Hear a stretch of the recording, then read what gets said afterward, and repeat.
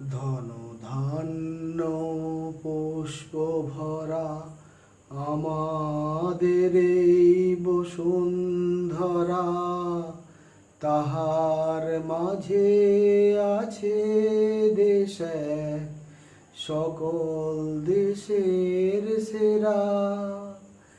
সে যে স্বপ্ন দিয়ে তৈরি সে দেশ, স্মৃতি দিয়ে ঘেরা। এমন দেশটি কোথাও খুঁজে পাবে না কো তুমি, সকল দেশের রানী সেজে আমার জন্মভূমি, সে যে আমার জন্মভূমি, সে যে আমার জন্মভূমি। নমস্কার, আমি পার্থরাজ মিশ্র, শিক্ষক অমর শ্রী রঘুনাথ হাই স্কুল।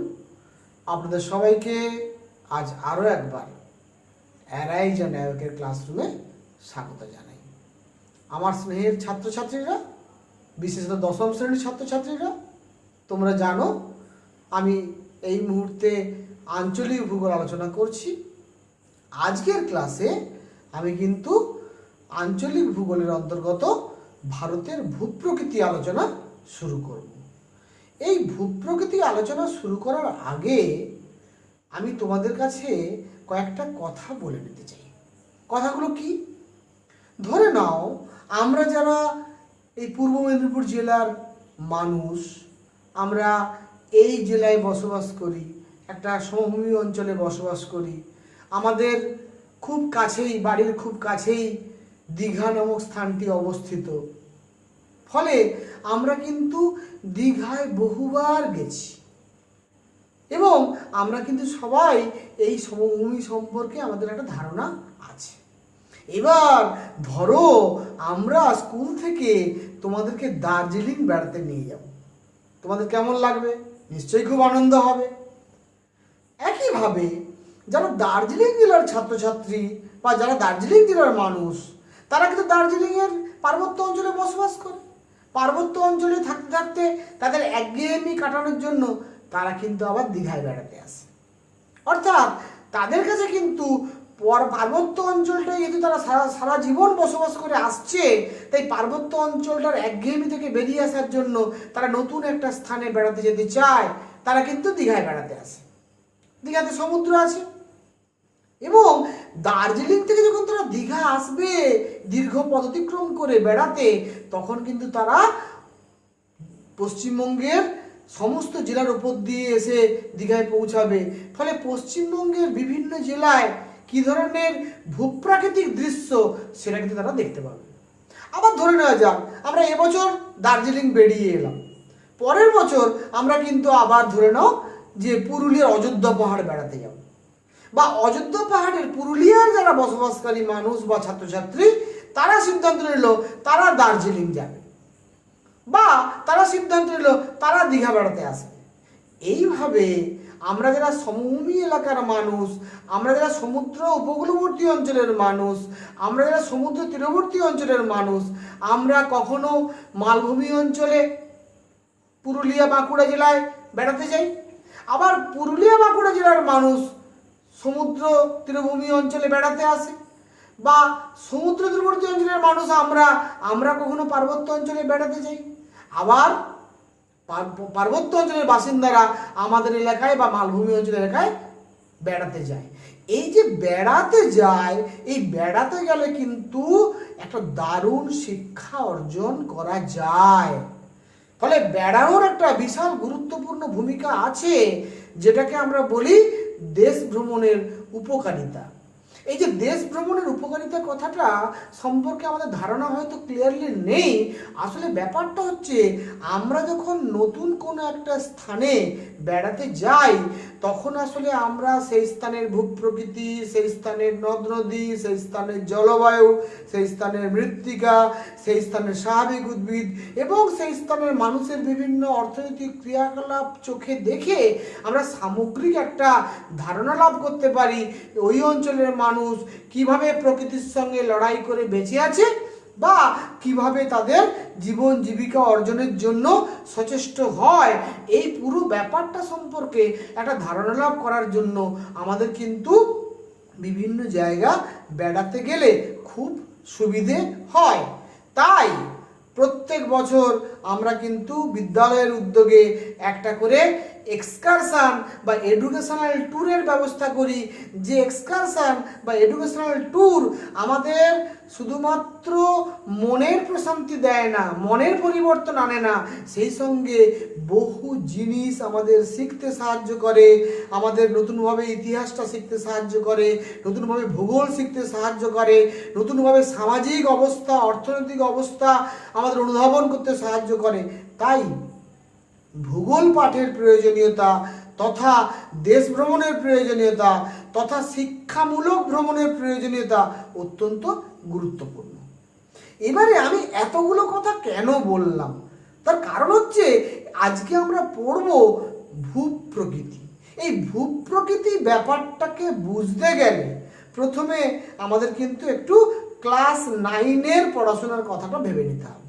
আমরা কিন্তু ক্লাস 9-এ পড়েছিলাম, আমাদের কিন্তু ক্লাস 9-এর সেখানে কিন্তু একটা চ্যাপ্টার ছিল পুরোপুরি মহীভবক আলোড়ন, গিরিজনী আলোড়ন, অর্থাৎ বিভিন্ন প্রকার ভূমিরূপ গঠনকারী শক্তি, যে ভূমিরূপ গঠনকারী শক্তিগুলোর মাধ্যমে আমাদের ভূপৃষ্ঠের ভূমিরূপের পরিবর্তন হয় এবং সেই ভূমিরূপের পরিবর্তনের মাধ্যমে আমরা কিন্তু পরবর্তীকালে সেখানে পর্বত, মালভূমি, সমভূমি, পাহাড় ইত্যাদি বিষয়গুলো পড়েছিলাম।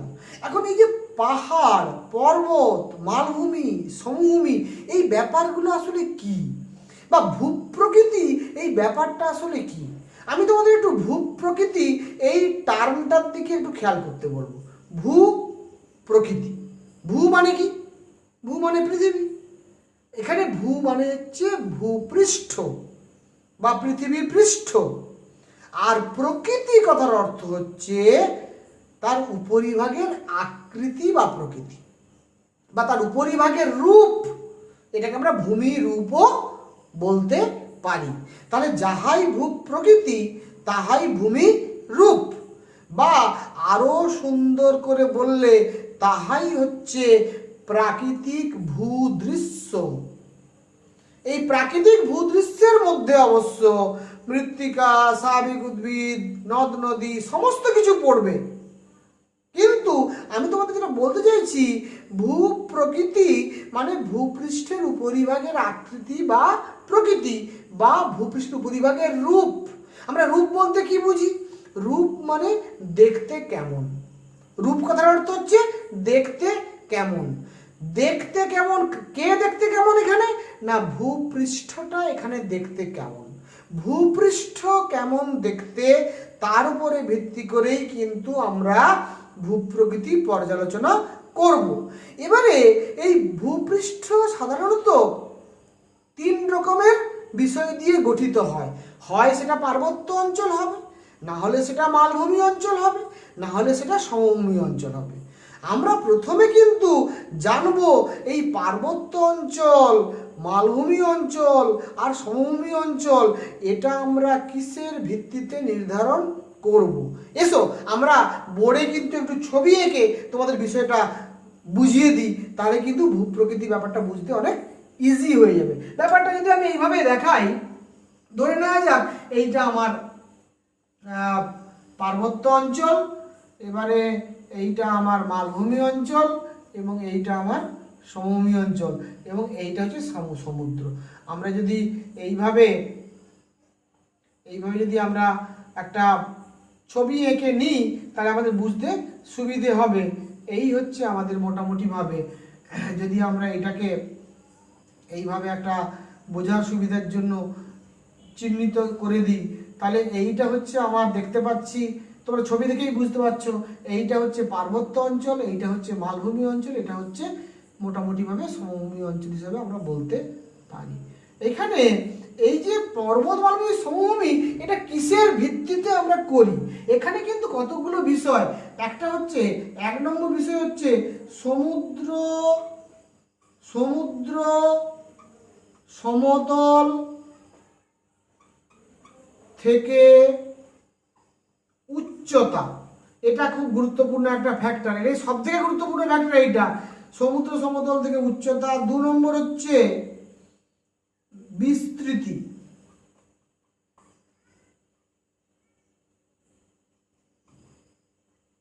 3 নম্বর হচ্ছে ভূমির ঢাল,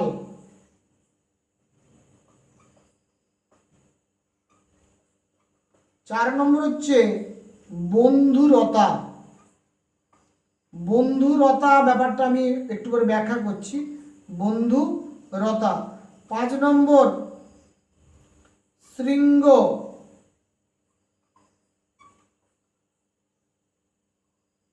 যুক্ত কিনা, শৃঙ্গযুক্ত বা বিহীন। তাহলে মোটামুটিভাবে এই বিষয়গুলোর উপর ভিত্তি করে আমরা কিন্তু এই ভূপ্রকৃতির শ্রেণীবিভাগটা করেছি। এই যে বললাম যে পার্বত্য অঞ্চল, মালভূমি অঞ্চল, সমভূমি অঞ্চল, এটা আসলে কি? ভূপ্রকৃতির বিভাজন বা ভূপ্রকৃতির শ্রেণীবিভাগ। অর্থাৎ ভূপ্রকৃতিকে আমরা তার আকৃতি এবং প্রকৃতি অনুযায়ী মূলত 3টে ভাগে ভাগ করতে পারি। একটা হচ্ছে পাহাড় এবং পর্বত, একটা হচ্ছে মালভূমি, একটা হচ্ছে সমভূমি। আমি পাহাড় এবং পর্বতকে যদিও একসঙ্গে বললাম, তাহলেও কিন্তু বলে রাখছি পাহাড় এবং পর্বতের মধ্যেও বেশ কিছু পার্থক্য আছে বৈশিষ্ট্যগত। সেই বৈশিষ্ট্যগত পার্থক্যটা পরে আমি আলোচনা করছি। মূলত আমি বলতে চাইছি একটা পাহাড় পর্বত এলাকা, একটা হচ্ছে মালভূমি এলাকা, একটা হচ্ছে সমভূমি এলাকা। তাহলে কোনটাকে আমরা বলবো সমভূমি, কোনটাকে বলবো আমরা মালভূমি, কোনটাকে বলবো পাহাড়? প্রধানত কি বলেছি? উচ্চতার উপর ভিত্তি করে। উচ্চতা কোনখান থেকে মাপা হয়? সমুদ্র সমতল থেকে। এইটা আমার সমুদ্র, এইটা যদি আমার সমুদ্র হয়, এটা যদি আমার সমুদ্র হয়, তাহলে সমুদ্র সমতল এইটা। এই সমুদ্র সমতল থেকে যখন কোনো একটা স্থান আমরা দেখব লেস দেন 300 মিটার, উচ্চতা যখন তার 300 মিটারের মধ্যে হবে এবং তার ভূমির ঢালটা খুব কম হবে, সুবিস্তৃত হবে, বহুদূর বিস্তৃত হবে, এই অঞ্চলে কোনো শৃঙ্গ থাকার কোনো প্রশ্ন নেই এবং বন্ধুরতা খুব কম হবে, তখন সেই ধরনের ভূমিরূপকে আমরা বলবো সমভূমি। তাহলে মালভূমি আমরা কাকে বলবো? না, যখন কোনো একটা স্থান সমুদ্র সমতল থেকে 300 থেকে 600 মিটার হবে, 300 থেকে 600 মিটার যখন হবে, তখন তাকে আমরা বলবো মালভূমি।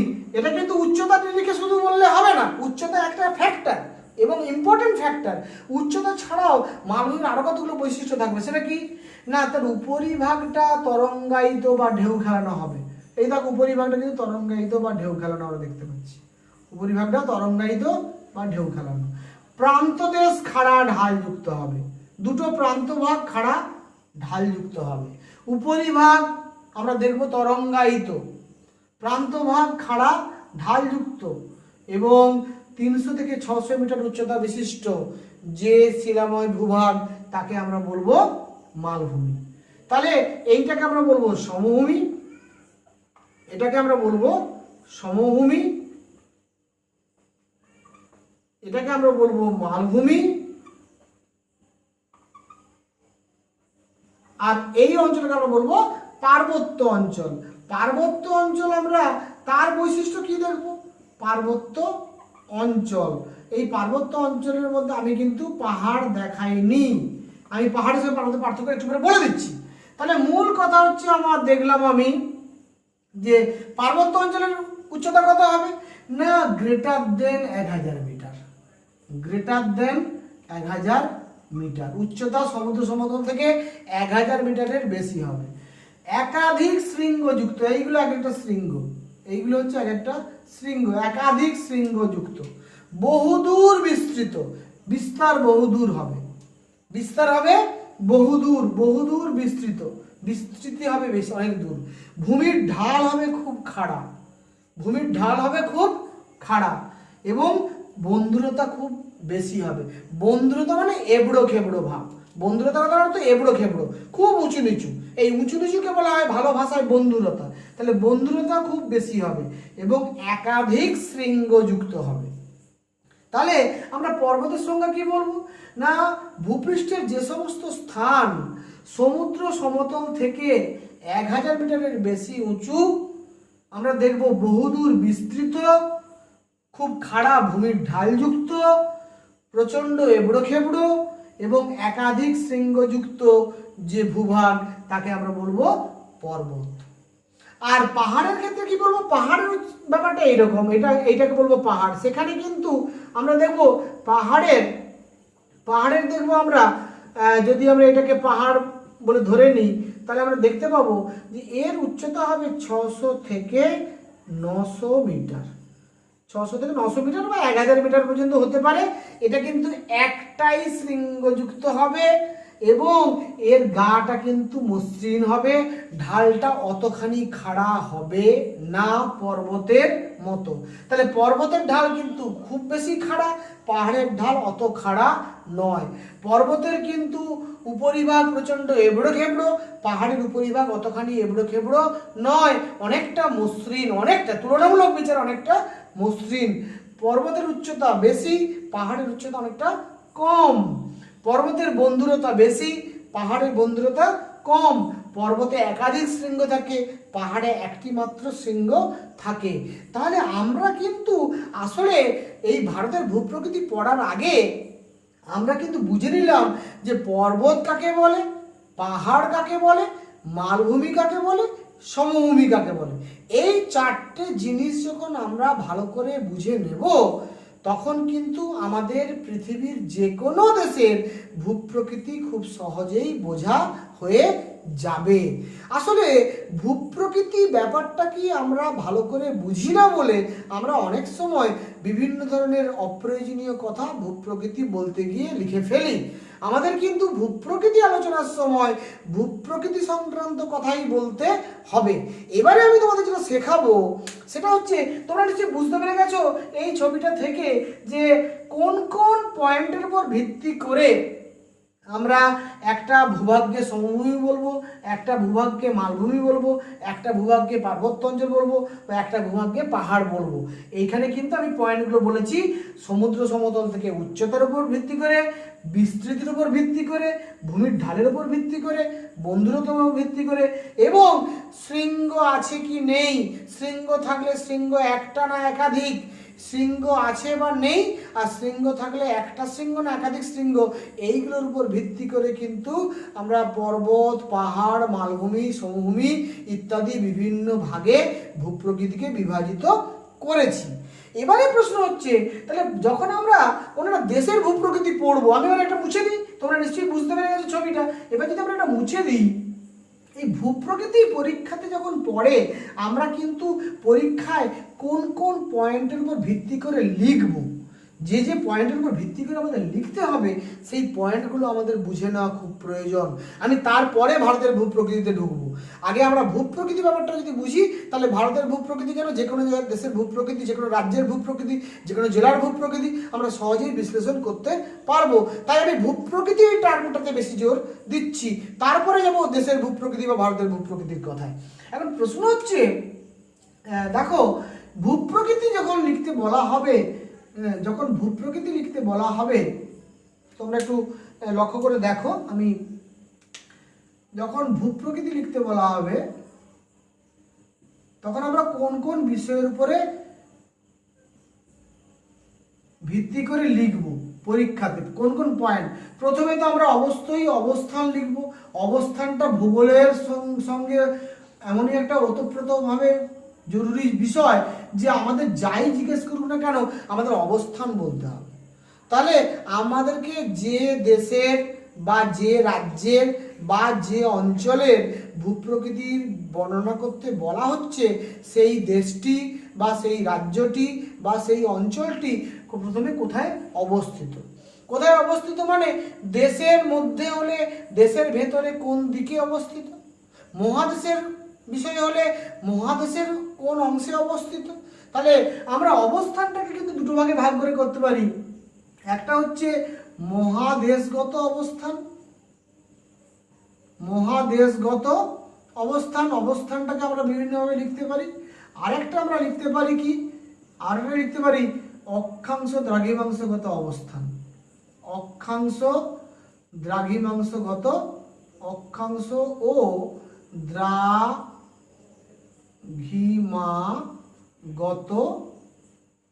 অবস্থান। তাহলে অবস্থানটা আমাদের কিন্তু অবশ্যই প্রথমে লিখে ফেলতে হবে।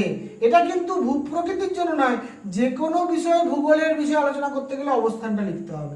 নেক্সট হচ্ছে, এইটা আমার ফার্স্ট পয়েন্ট হলো। সেকেন্ড পয়েন্ট হবে যে যে অঞ্চলটির ভূপ্রকৃতি জানতে চাওয়া হয়েছে সেই অঞ্চলটি কি প্রকৃতির। প্রকৃতিটা কি? প্রকৃতি বলতে আমি আসলে এখানে বলতে চাইছি যে অঞ্চলটি পার্বত্য অঞ্চল, না পাহাড়ি অঞ্চল, না মালভূমি অঞ্চল, না সমভূমি অঞ্চল। তাহলে আমরা প্রথমেই কিন্তু এই কথাটা বলে নেব, যে অঞ্চলের ভূপ্রকৃতি আমাকে বিশ্লেষণ করতে বলবে সেই অঞ্চলটা পার্বত্য অঞ্চল, না পাহাড়ি অঞ্চল, না মালভূমি অঞ্চল, না সমভূমি অঞ্চল। এবারে 3 নম্বর পয়েন্ট হবে যে যদি পার্বত্য অঞ্চল হয়, যদি পার্বত্য অঞ্চলটা হয়, এটা কি প্রকৃতি না বলে বোধহয় এটাকে বলা ভালো ভূপ্রকৃতি কথাটা বলা, কি প্রকৃতি না বলে এখানে বোধহয় ভূপ্রকৃতি কথাটা বললে বিষয়টা আরো সুন্দর হবে। ভূপ্রকৃতি এটা মানে পার্বত্য অঞ্চল, না পাহাড়ি অঞ্চল, না মালভূমি অঞ্চল, না সমভূমি অঞ্চল। এর পয়েন্ট আসবো কি প্রকৃতির। প্রকৃতি যদি পার্বত্য অঞ্চল হয় তাহলে পর্বতটা কি প্রকৃতির, অর্থাৎ ভঙ্গিল পর্বত, না স্তূপ পর্বত, না ক্ষয়জাত পর্বত, না সঞ্চয়জাত পর্বত। তাহলে যদি পার্বত্য অঞ্চল হয় তাহলে আমি বলবো কি, হয় ওটা ভঙ্গিল হবে, যদি পার্বত্য অঞ্চল হয়, হয় ভঙ্গিল পার্বত্য অঞ্চল হবে, নাহলে স্তূপ পার্বত্য অঞ্চল হবে, না হলে আগ্নেয় পার্বত্য অঞ্চল হবে, আর না হলে ক্ষয়জাত পার্বত্য অঞ্চল হবে। তাহলে যদি পার্বত্য অঞ্চল হয় কি প্রকৃতির পর্বত, তাহলে প্রকৃতিটা কিন্তু এবারে আমি বলে ফেললাম। যদি পাহাড়ি অঞ্চল হয় তাহলে কি পাহাড়, পাহাড়টির নাম কি। এবারে নেক্সট হচ্ছে, আর যদি মালভূমি অঞ্চল হয় তাহলে বলবো এই মালভূমিটি আমাদের ভূ আন্দোলনের ফলে গঠিত মালভূমি, না ক্ষয়ের ফলে গঠিত মালভূমি, না সঞ্চয়ের ফলে গঠিত মালভূমি। অর্থাৎ আমি এটাকে পর্বতবেষ্টিত মালভূমি বলবো, না ব্যবচ্ছিন্ন মালভূমি বলবো, না লাভাগঠিত মালভূমি বলবো। আর ভূ আন্দোলনের ফলে সৃষ্টি হয়েছে, না ক্ষয়ের ফলে সৃষ্টি হয়েছে, না সঞ্চয়ের ফলে সৃষ্টি হয়েছে, আমি কিন্তু সেই প্রকৃতি বলতে এটা বলতে চাইছি। সমভূমির ক্ষেত্রেও তাই। কি ধরনের সমভূমি? নদী বিধৌত সমভূমি, হ্রদ সমভূমি, হিমবাহ দ্বারা গঠিত সমভূমি, নাকি ভূ আন্দোলনের ফলে গঠিত উত্থিত বা অবনত সমভূমি। অর্থাৎ ভূপ্রকৃতিটা ভূ আন্দোলনের ফলে সৃষ্টি হয়েছে, না ক্ষয়ের ফলে সৃষ্টি হয়েছে, না সঞ্চয়ের ফলে সৃষ্টি হয়েছে। এই কথাটা কিন্তু প্রথমের পয়েন্টে কি প্রকৃতির পয়েন্টে আমরা লিখে ফেলবো। তারপরে আসবো 4 নম্বর পয়েন্টে, যে নাম, পার্বত্য অঞ্চলে পর্বতটির নাম কি। নামটা আমি বলে ফেলবো যে এটা যদি ভঙ্গিল পর্বত হয় তাহলে হিমালয় পর্বত, না কারাকোরাম পর্বত, না পীরপিঞ্জল পর্বত, না জাস্কর পর্বত। অর্থাৎ পর্বতের নামটা আমরা বলবো। এরপরে 5 নম্বর পয়েন্টে আমরা কি বলবো, 5 নম্বর পয়েন্টে আমরা বলবো পর্বতটার গড় উচ্চতা, ওই অঞ্চলটার গড় উচ্চতা কত। গড় উচ্চতা কত, পার্বত্য অঞ্চল মানে তার গড় উচ্চতা বেশি হবে, কখনো 1500 থেকে 2000 মিটার হতে পারে, কখনো 3000 থেকে 4000 মিটার হতে পারে, কখনো 5000 থেকে 6000 মিটারও হতে পারে। তাহলে গড় উচ্চতাটা কত। 6 নম্বর পয়েন্টে আমি বলবো সর্বোচ্চ উচ্চতা কত। সর্বোচ্চ উচ্চতা কত, সর্বোচ্চ উচ্চতা মানে ওই অঞ্চলের সর্বোচ্চ শৃঙ্গের নাম কি, বা সব থেকে উঁচু স্থানটির নাম কি। তারপরে 7 নম্বর লিখবো ভূমির ঢাল। ভূমির ঢাল, ভূমির ঢালটা কোন দিকে, ভূমির ঢালটা কোন দিকে, উত্তর থেকে দক্ষিণে, না দক্ষিণ থেকে উত্তরে, না পূর্ব থেকে পশ্চিমে, না পশ্চিম থেকে পূর্বে। অর্থাৎ উত্তর থেকে দক্ষিণে নাকি পূর্ব থেকে পশ্চিমে। অর্থাৎ আমরা দিকটা উল্লেখ করবো ভূমির ঢালটা দেখে। নেক্সট হচ্ছে 8 নম্বর পয়েন্টে আমি লিখবো যে বন্ধুরতা কেমন, বন্ধুরতা খুব বেশি না মাঝারি না কম। আমি আগেই বলেছি বন্ধুরতা মানে হচ্ছে এবড়ো খেবড়ো ভাব কতটা, খুব বেশি এবড়ো খেবড়ো নাকি মাঝারি এবড়ো খেবড়ো নাকি খুব বেশি এবড়ো খেবড়ো নয়, অনেকটা মসৃণ টাইপের। তাহলে বন্ধুরতাটা আমরা লিখবো। তারপর 9 নম্বর পয়েন্টে লিখবো, 9 নম্বর পয়েন্টে লিখবো কি শিলা দ্বারা গঠিত, ওই অঞ্চলটি কি শিলা দ্বারা গঠিত, শিলা দ্বারা গঠিত। অর্থাৎ আমরা যেটা বলতে চাইছি যে ওই অঞ্চলটা আগ্নেয় শিলা দ্বারা গঠিত, না পাললিক শিলা দ্বারা গঠিত, না রূপান্তরিত শিলা দ্বারা গঠিত, শিলার প্রকৃতিটা আমরা বলবো। তাহলে এইভাবে যদি আমরা ভূপ্রকৃতি লেখার সময় পয়েন্টগুলোকে ব্যবহার করি, অর্থাৎ প্রথমে লিখব অঞ্চলটি পার্বত্য অঞ্চল না পাহাড়ি অঞ্চল না মালভূমি অঞ্চল না সমভূমি অঞ্চল, প্রথমে বলে নিলাম। তারপরে বলবো যদি পার্বত্য অঞ্চল হয় এটা ভঙ্গিল পার্বত্য অঞ্চল না স্তূপ পার্বত্য অঞ্চল না ক্ষয়জাত পর্বত নাকি সঞ্চয়জাত পর্বত। যদি পাহাড়ি অঞ্চল হয় কি ধরনের পাহাড়, যদি মালভূমি অঞ্চল হয় কি ধরনের মালভূমি, ভূ-আন্দোলনের ফলে গঠিত মালভূমি নাকি ক্ষয়ের ফলে গঠিত মালভূমি নাকি সঞ্চয়ের ফলে গঠিত মালভূমি। যদি সমভূমি হয় কি ধরনের সমভূমি, ভূ-আন্দোলনের ফলে গঠিত সমভূমি নাকি ক্ষয়ের ফলে গঠিত সমভূমি নাকি সঞ্চয়ের ফলে গঠিত সমভূমি। আবার সঞ্চয়ের ফলে গঠিত সমভূমি যদি হয় নদীর দ্বারা সৃষ্ট না হ্রদের দ্বারা সৃষ্ট না সমুদ্র তরঙ্গের দ্বারা সৃষ্ট নাকি হিমবাহের দ্বারা সৃষ্ট, আমরা কিন্তু সঞ্চয়ের ফলে সেই সমভূমিটা। অর্থাৎ নেক্সট পয়েন্ট লিখবো কি প্রকৃতির। তারপরে নাম লিখবো, পার্বত্য অঞ্চলে পর্বতটার নাম, মালভূমি হলে মালভূমিটার একটা নাম আছে, সমভূমি হলে সমভূমির একটা নাম আছে, তাহলে নাম লিখবো। তারপরে লিখবো গড় উচ্চতা। গড় উচ্চতা আমি আগেই বলেছি সমভূমি হলে 0 থেকে 300 মিটারের মধ্যে গড় উচ্চতা হবে, মালভূমি হলে 300 থেকে 600 মিটার গড় উচ্চতা হবে, পাহাড়ি অঞ্চল হলে 600 থেকে 900 মিটার গড় উচ্চতা হবে, আর পার্বত্য অঞ্চল হলে 1000 মিটারেরও বেশি গড় উচ্চতা হতে হবে।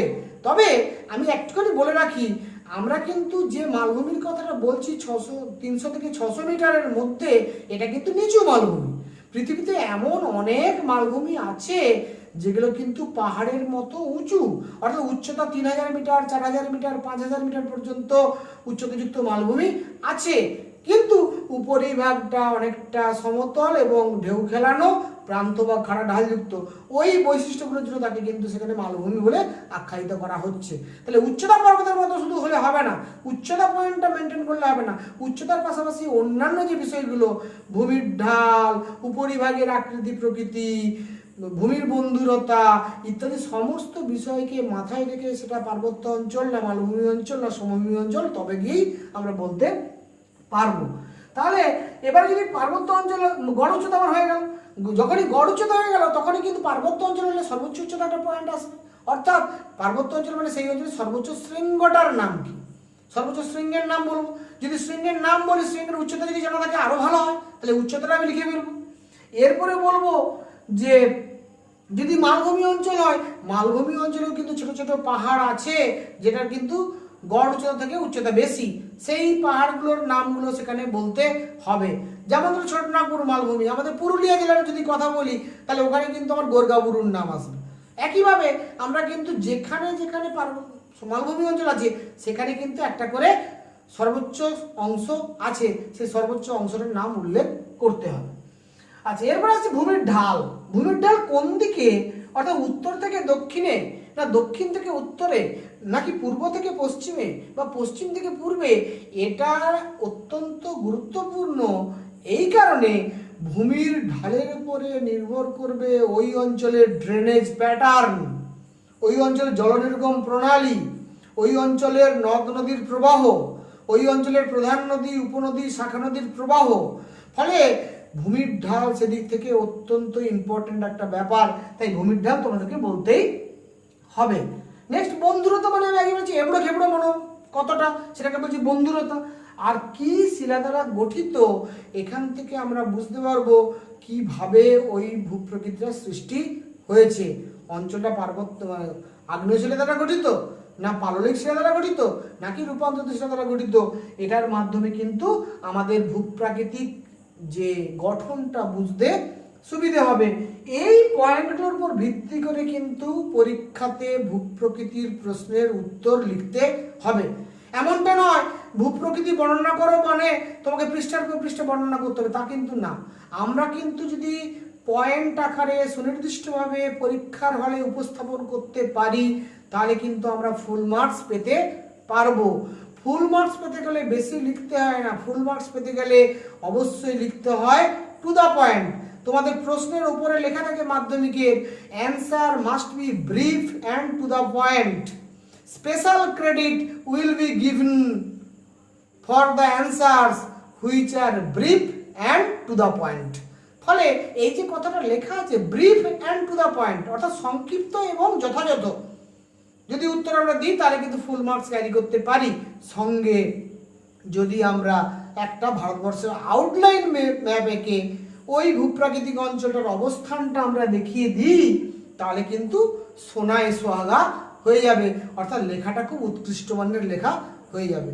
তাই যে কোনো পরীক্ষাতে যদি ভূপ্রকৃতি সম্পর্কে কোথাও লিখতে বলা হয়, আমরা যদি এইরকম পয়েন্টের উপর ভিত্তি করে লিখি এবং তার অবস্থানটাকে দুভাগে ভাগ করে মহাদেশগত অবস্থান, অক্ষাংশগত অবস্থান উল্লেখ করতে পারি, সেই সঙ্গে একটা ছবি এঁকে ওই অবস্থানটাকে আরো সুনির্দিষ্টভাবে বোঝাতে পারি, তাহলে কিন্তু সেই লেখাটা যথেষ্ট স্ট্যান্ডার্ড হয়ে যাবে। তাহলে আমি কিন্তু ক্লাসটা শুরু করেছিলাম একটা আমাদের দ্বিজেন্দ্রলালের সেই বিখ্যাত গান, ধনধান্য পুষ্প ভরা আমাদের এই বসুন্ধরা, তাহার মাঝে আছে দেশ এক সকল দেশের সেরা, ও সে স্বপ্ন দিয়ে তৈরি সে দেশ স্মৃতি দিয়ে ঘেরা, এমন দেশটি কোথাও খুঁজে পাবে না কো তুমি, সকল দেশের রানী সেজে আমার জন্মভূমি। আজকে সেই জন্মভূমি ভারতবর্ষ, সেই ভারতবর্ষের কোথায় কি ধরনের পার্বত্য অঞ্চল আছে, মালভূমি অঞ্চল আছে, সমভূমি অঞ্চল আছে, মরু অঞ্চল আছে, দ্বীপপুঞ্জ আছে, উপকূলীয় সমভূমি আছে, নদীবিধৌত সমভূমি আছে, এই বিষয়গুলোই কিন্তু আমি আগামী দিন ক্লাসে আলোচনা শুরু করব।